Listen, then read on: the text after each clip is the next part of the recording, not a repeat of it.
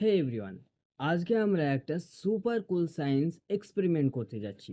আপনারা কি কখনো ভেবেছেন যে গাছ কিভাবে নিঃশ্বাস নেয়?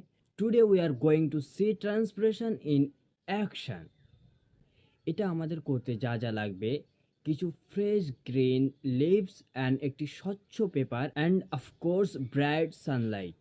প্রথমে এই পাতাগুলো প্লাস্টিক ব্যাগের ভিতরে ভরে ফেলুন। নাও স্লাইড ইট টাইটলি, যাতে বাতাস বের হতে না পারে।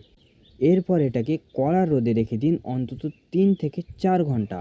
Let's wait for the magic to happen. তো 4 ঘন্টা হয়ে গিয়েছে, আমি এখন পেপারটা খুলে দেখবো এর ভিতরে কি হয়েছে।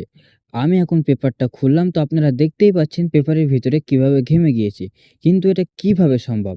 গাছ তার অতিরিক্ত পানি পাতার ছিদ্র দিয়ে বার করে দেয়, কিন্তু আমরা যেহেতু ওটা প্লাস্টিক দিয়ে আটকে রেখেছি, এটার জন্য গাছ তার অতিরিক্ত পানি ছেড়ে দেওয়ার পরে সেটা পলিথিনে আটকে গিয়েছে।